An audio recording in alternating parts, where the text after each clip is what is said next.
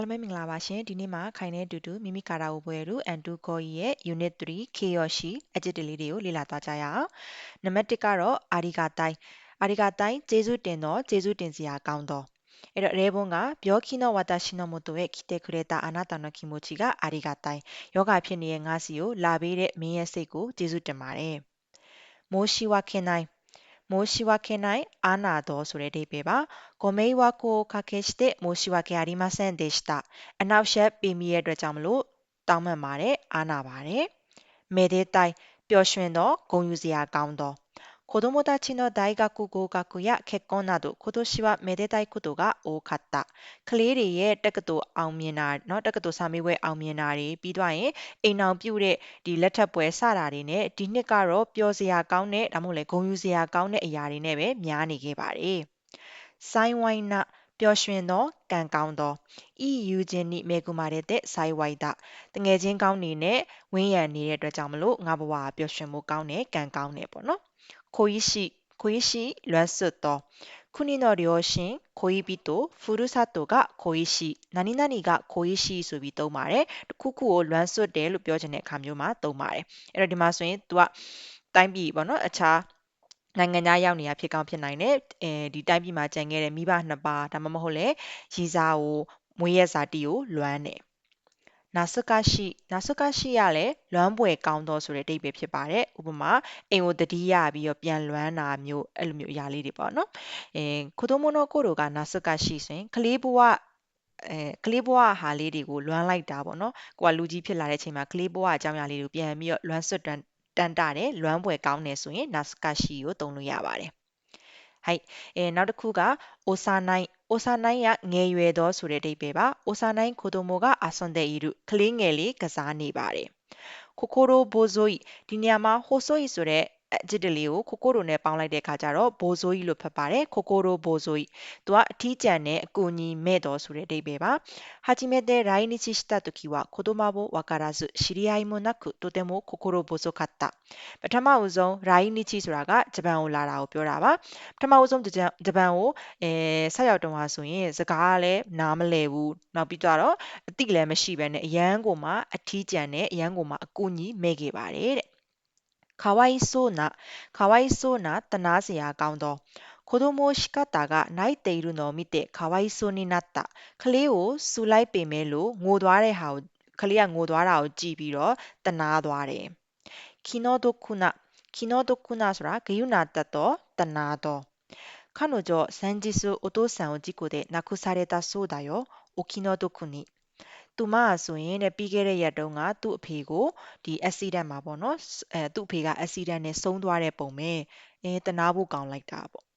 မာဇုရှိဆိုတာကဆင်းရဲသောဝါတရှိဝါမာဇုရှိရဲ့နိဆိုဒတာငါဆင်းရဲသောမိသားစုမှာကြီးပြင်းခဲ့တယ်ပေါ့ဒီနေရာမှာကျတော့အိမ်ဆိုတာထက်မိသားစုလို့ဘာသာပြန်တာပို့ပြီးတော့တင်လျော်ပါတယ်ဆင်းရဲတဲ့မိသားစုမှာကြီးပြင်းခဲ့တယ်ပေါ့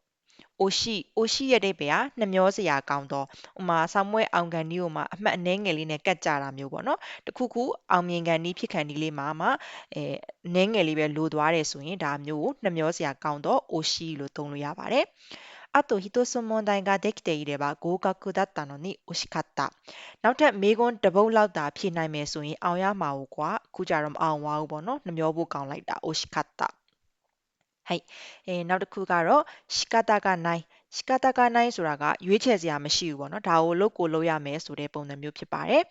借金を返すには休日も働くより他に仕方がない借金ဆိုတော့အကျွေးပေါ့နော်အကျွေးပြန်ဆက်ဖို့ဆိုရင်ပိတ်ရက်တွေလဲပဲအလုပ်လုံးမကိုဖြစ်တော့မယ်ဒီတခြားနီလန်ရွေးစရာမရှိတော့ဘူးပေါ့နော်ပိတ်ရက်တွေလဲပဲအလုပ်ကိုလုပ်ရတော့မယ်ရမှုကိုအင်နိုင်ဆိုတာလည်းပဲ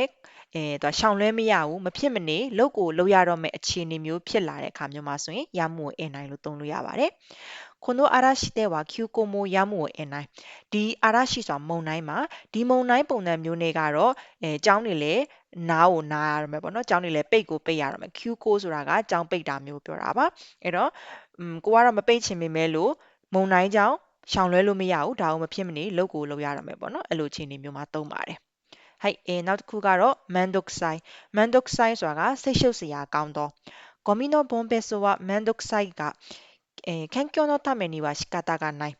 အမိုက်တွေခွဲပြရတယ်ပေါ့နော်ဂျပန်မှာအမိုက်တွေဒီဘွန်ဘက်စွခွဲပြရတာကတဲ့စိတ်ရှုပ်စရာကောင်းပေမဲ့လို့တဘာဝပတ်ဝန်းကျင်အတွက်က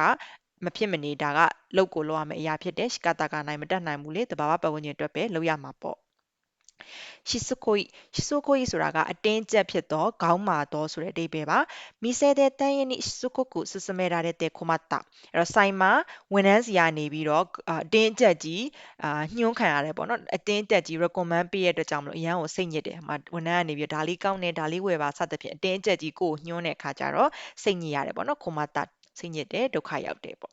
ခုဒိုဤဆိုတာကလေကြောရှည်သောပေရှည်သောပေါ့နော်မြန်မာလိုဆိုရင်ပေရှည်တယ်ဆိုတဲ့အဓိပ္ပာယ်ပေါ့နော်先生の注意はいつもくどくてオンザリするအဲ့ဒီဆရာရဲ့အမြဲတမ်းဒီသတိပေးချက်တရားဆိုရင်အမြဲလိုလေကြောရှည်တာဖြစ်တဲ့အတွက်ကြောင့်မလို့စိတ်ညစ်တယ်ပေါ့နော်။ on zari ဆိုတာတခုခုမပြီးနိုင်တော့ဘူးကိုကအရန်ပြီးချင်နေပြီစိတ်ညစ်ကြတယ်စိတ်ရှုပ်ရတယ်ပေါ့နော်။はいケムイရဲ့အဓိပ္ပာယ်ကကြတော့မိကိုမွန်တော့ケムイကမတို့ケムリဆိုတဲ့ခန်းကြီးလေးနဲ့အတူတူပါပဲမိကိုမွန်တော့ケムリဆိုရင်မိကိုケムイကကြတော့မိကိုမွန်တော့ပေါ့နော်煙いと思ったら魚が焦げていた。မိခိုမှုန်မလားလို့တွေးနေတော့ရှိသေးတယ်ငါးကငါးတွေတူးနေရပါတော့はいနောက်တစ်ခုကတော့ဂျာမနာဆိုတာကရှုပ်တယ်ပေါ့နော်仕事をするためまず机の上の邪魔なものを片付けたအလုပ်လုပ်ဖို့အတွက်အရင်ဆုံးစပွဲပေါ်မှာရှိတဲ့မလိုတဲ့အရာတွေရှုပ်နေတဲ့အရာတွေကိုရှင်းလိုက်ပါတယ်ဥရုဆိုင်ဆိုတာအန်ဖောမာတွေကတီးခဲ့ပြီးသားစူညံသောဆိုတဲ့အဓိပ္ပာယ်ပါテレビの音が、うるさいからちょっと小さくして TV အတိုင်းအရန်ကိုစူညံနေလို့နည်းနည်းလောက်တိုးပေးပါဟဲ့နောက်တစ်ခုက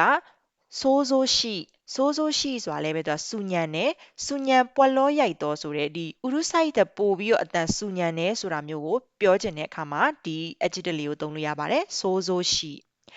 先生が怒ったら想像しかった教室は静かになったဆရာစိတ်ဆိုးတဲ့အခါကျတော့အရန်ကိုမှစူညံပွက်လောရိုက်နေတဲ့စာသင်ခန်းကဆိုရင်ငြိမ်သွားတယ်ဘာဖြစ်လဲဆရာစိတ်ဆိုးသွားလို့ပေါ့နော်အဝတာだしဆိုတာအလုံများသောပြာရာခတ်သော今日は急な用事や来客が重なって慌ただしい一日だった。ဒီနေ့ကအရေးပေါ်အလုပ်တွေရောပြီးတော့ရင်ဧည့်သည်လာတာတွေရောစသဖြင့်ဆက်ပြီးတော့တဲ့အရန်ကိုမှပြာရာခတ်အလုပ်များတဲ့တနေ့ဖြစ်ခဲ့ပါတယ်။အဲ့တော့ခါဆာနာရုရဲ့အဓိပ္ပာယ်က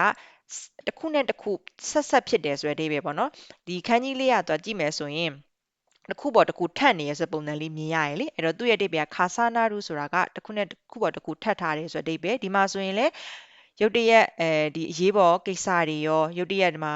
ဧည့်သည် customer ပေါ့နော်ဧည့်သည်လာတဲ့ကိစ္စတွေနဲ့ပါဆက်ပြီးတော့အလုံးများပြရာခတ်တဲ့နေ့တစ်နေ့ဖြစ်ခဲ့ပါတယ်ဟဲ့နောက်တစ်ခုကဆိုဆိုကရှိဆိုတဲ့အဓိပ္ပာယ်ကနမောနမဲ့နိုင်တော့片方ずつ誓った靴下を履くなんてそそがしい人だ片方ずつဆိုတာကတစ်ဖက်စီပေါ့နော်တစ်ဖက်ကခြေတစ်ဖက်ကအဝါရောင်ခြေတစ်ဖက်ကအနီရောင်စသဖြင့်အဲ့လိုတစ်ဖက်စီမှားပြီးတော့တဲ့ဝစ်လာတယ်ဆိုတာကတော့အရန်ကိုပဲနမောနမဲနိုင်တဲ့လူပါလားဆိုဆိုကရှိစာနမောနမဲနိုင်တော့思いがけないကမမျှော်လင့်ထားသောဆိုတဲ့အဓိပ္ပာယ်ပါ道で思いがけない人に会ったလမ်းမှာမမျှော်လင့်ထားတဲ့သူနဲ့တွေ့ခဲ့တယ်နာနီကဲနိုင်ဆိုတာကဘာရဲ့မဟုတ်ကိုဘာရည်ရချက်မှမရှိဘူးဒီတိုင်းပဲပြောလိုက်တာမျိုးစသဖြင့်အဲ့လိုစကားလုံးလေးနဲ့တွဲပါတယ်ကြည့်ကြည့်အောင်နာနီကဲနိုင်一言が相手のすみません何気ない一言が相手を傷つけることもあるအဲ့တော့ကိုကတော့ဘာရဲ့မဟုတ်ဘူးပြောလိုက်တဲ့စကားတစ်ခွန်းဟာဆိုရင်တစ်ဖက်လူကိုခံစားသွားစေတဲ့အခါမျိုးလည်းရှိတယ်ပေါ့နော်အဲ့ဟီတိုခိုတိုဆိုတာစကားတခွန်းပေါ့ဘာရမဟုတ်ကိုကတော့ပြောလိုက်တာပဲဒါပေမဲ့တစ်ဖက်လူကိုခံစားသွားစေရတဲ့အခါမျိုးတွေလည်းပဲရှိပါတယ်တွန်းတယ်မနိုင်ဆိုတာကမဖြစ်နိုင်တော့ဆိုတဲ့အဓိပ္ပာယ်ပါこのリンゴが全然とんでもない値段だဒီပန်းသီးကရန်3000တောင်ပေးရတယ်ဘလို့မှမဖြစ်နိုင်တဲ့ဈေးနှုန်းပဲခူဒါရာနိုင်အဓိပ္ပာယ်မရှိတော့အရေးမရအဖက်မရဖြစ်တော့くだらないことばかり言っていないで早く仕事をしろရေမရဖက်မရတွေပြောမနေနဲ့ပေါ့နော်ရေမရဖက်မရတွေကြီးပဲပေါ့ဘကာရီပါတော့ဒါကြီးပဲရေမရဖက်မရတွေကြီးပဲပြောမနေနဲ့အမြင်မြန်အလုတ်လုတ်ဆန်းပေါ့ဘကာရှိယူကြောင်ကြောင်နိုင်တော့ここの番組はバカバカしいが面白いので、すいません。つい見てしまう。ဒီအစီအစဉ်ဟာဆိုရင်တဲ့ယူးကြောင်ကြောင်နိုင်နေပေါ့နော်။ယူးကြောင်ကြောင်နိုင်ပေမဲ့လို့စိတ်ဝင်စားစရာကောင်းတဲ့အတွက်ကြောင့်မလို့ငါကြည့်မယ်လို့တော့ကြည့်မယ်ဆိုပြီးကြည့်တာမဟုတ်ဘဲနဲ့ကွာဒီတိုင်းပဲစိမိတယ်ရှိမအောင်ဆိုတာစိဆိုတာကိုကလုံမယ်လို့မတွေးထားဘဲနဲ့မမျှော်လင့်ပဲလုံမိသွားတယ်ဆိုတဲ့အခါမျိုးမှာဆိုရင်စိနာနီနာနီဘတ်တယ်ရှိမအောင်ဆိုပြီးတော့တွဲသုံးလို့ရပါတယ်။နောက်တစ်ခုကတော့ data မင်းနာ data မင်းနာဆိုတာကလည်းအဓိပ္ပာယ်မရှိတော့ဆိုတဲ့အဓိပ္ပာယ်ပါ။ test တိုတဲ့ကိုတာယော data မင်းနိခိုက်တာရဂူဇန်အတေတာအဲ့တော့စာမေးပွဲမှာအဖြေတွေကိုအဓိပ္ပာယ်မရှိဟိုချစ်ဒီချစ်ရေးခဲ့ပေမဲ့လို့မမျှော်လင့်မဲနဲ့အဲ့ဒီဟာတွေကမှန်နေခဲ့ပါတယ်။ဒါရရှိနိုင်ဆိုတာကြတော့မတက်မရက်ဖြစ်တော့ဖယိုဖယဲဖြစ်တော့ပေါ့နော်။အဆွေခါရတွေတဲ့ဆွန်နာဒါရရှိနိုင်ခါကိုစုရနာပူတယ်လို့ဆိုတိုင်းပူတယ်ဆိုပြီးတော့အဲ့လိုမျိုးမတက်မရက်အဝတ်စားမျိုးကြီးမဝတ်ဆန်းနဲ့ပေါ့နော်ခါကိုဆိုတာကအသွင်အပြင်ပုံစံအဝတ်အစားကိုပြောတာပါစုရုနာဆိုတော့မဝတ်နဲ့ပေါ့နော်ဒါခင်းရှိခေပုံစံသုံးထားပါတယ်နောက်တစ်ခုကဇူးဇူးရှိဆိုတာကအရှက်မရှိတော့ရဲကြီးတော့တဲ့စွနိဇူးဇူးရှိခုဝါရီခိုမှုဟီတိုကအီရုရဲကြီးဆိုတာကဒီငွေရှင်းတဲ့ကောင်တာပေါ့နော်ငွေရှင်းတဲ့ကောင်တာမှာလူတွေအများကြီးတန်းစီနေရရဲဆွဆိုတာအဲ့လိုမျိုးတန်းစီတာကိုပြောတာပါအဲ့လိုလူတွေအများကြီးတန်းစီနေရကိုမတန်းစီဘဲနဲ့ဇူးဇူးရှိခုအရှက်မရှိဝါရီခိုမှုဆိုတာကြားဖြတ်တာအရှက်မရှိကြားဖြတ်တဲ့လူမျိုးလည်းရှိပါတယ်ဇူရုဆိုတဲ့ဘယ်ကအကျင့်မကောင်းတော့မယိုးသားတော့うちの上司はずるくていつも部下の成果を自分のものにしてしまうအဲ့တော့ငါတို့ကုမ္ပဏီကအထက်လူကြီးอ่ะဆိုရင်အကျင့်မကောင်းဘူးပေါ့နော်လက်အောက်ငယ်သားရဲ့အောင်မြင်မှုကိုအမြဲတမ်းသူ့ရဲ့အောင်မြင်မှုလုပ်ပလိုက်တယ်ပြောချင်တာလက်အောက်ငယ်သားကတခုခုလုပ်လို့ကောင်းမွန်နေဆိုရင်အဲ့ဒါကိုလက်အောက်ငယ်သားလုပ်တာမဟုတ်ဘူးသူလုပ်တာဆိုပြီးတော့လုပ်ပလိုက်တယ်ပေါ့နော်အဲ့တော့ဇူဇူရှိဆိုတာကအကျင့်မကောင်းတာမ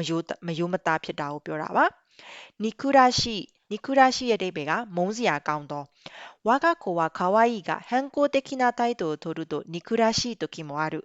我が子ဆိုတာအင်ယာကလေးရတဲ့可愛いဆိုတာချစ်ဖို့ကောင်းပေမဲ့လို့反抗的な態度ဂလန်ကဆန်အပြုတ်မှုမျိုးကိုလုပ်ရင်တော့မုန်းစရာကောင်းတဲ့အချိန်တွေလည်းရှိပါတယ်反抗的なဆိုတာဂလန်ကဆန်ဖြစ်တော့態度ဆိုတာအပြုတ်မှုပေါ့နော်အဲ့တော့ဂလန်ကဆန်အပြုတ်မှုကိုလုပ်ရင်တော့မုန်းစရာကောင်းတယ်တဲ့နီခွိဆိုတာကြတော့မုန်းတီးတယ်သူကအမုန်းတရားတွေနဲ့အဲ့လိုမျိုးအရန်ကိုများတယ်ဆိုတဲ့အဓိပ္ပာယ်ရှိပါတယ်နီခွိဆိုတာမုန်းတီးတော့ချီချီကိုခိုရိုရှတာဟန်နင်ကနီခွိအဖေကိုတတ်သွားတဲ့လူဆိုးကိုမုန်းတယ်အရန်ကိုအမုန်းတရားတွေဖြစ်နေတယ်ဆိုတဲ့ခံစားချက်မျိုးဆိုရင်နီခွိသုံးလို့ရပါတယ်